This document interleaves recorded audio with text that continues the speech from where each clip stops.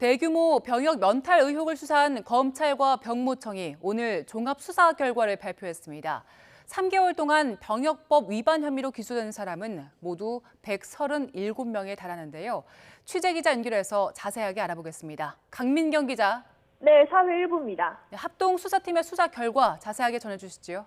네, 병무청과 검찰 합동수사팀이 오늘 이른바 허위 뇌전증 진단 병역비리 수사 결과를 발표했습니다. 지난해 12월 초부터 3개월 동안 활동한 합동수사팀은 오늘까지 병역 면탈자와 브로커, 공범 등 모두 137명을 기소했고 이 가운데 7명을 구속했습니다. 뇌전증 진단을 꾸며내 병역을 회피한 면탈자는 108명으로 집계됐습니다.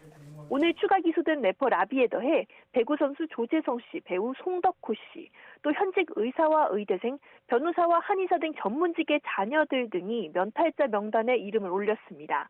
병역 브로커로는 김모 씨와 고모 씨 이렇게 2명이 적발돼 구속 상태에서 이미 재판에 넘겨졌습니다.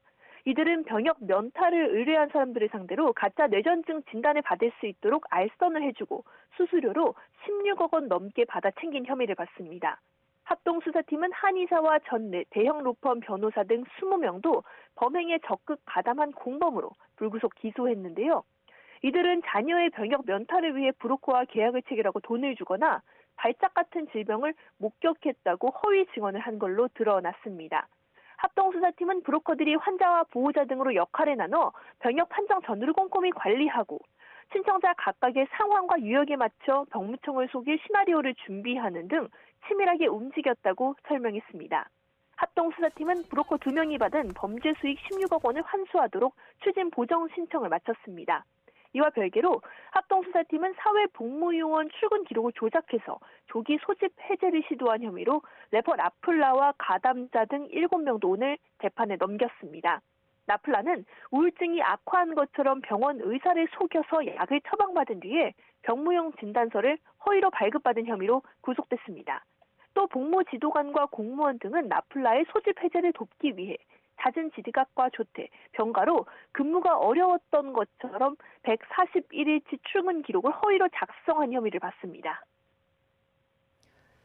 네, 그럼 병무청은 이런 상황을 앞으로 어떻게 개선한다고 합니까? 네, 병무청은 병역 판정검사 기준을 특히 뇌전증 신체 등급 판정 기준을 강화하겠다고 밝혔습니다. 현행 기준인 소변 검사에 혈액 검사를 추가해서 지속적으로 약물을 복용하는지 확인할 방침입니다. 병무청은 그러면서도 실제 뇌전증 환자에겐 불이익이 없도록 하겠다고 덧붙였습니다.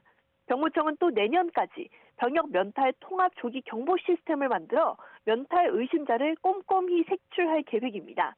4급에서 6급 판정자의 범죄 이력과 병역 처분 변경 신청 이력을 다시 살펴보는 한편 연예인이나 체육선수 등은 별도 관리 대상으로 빼서 병역 처분 후의 활동까지 추적 관찰하기로 했습니다.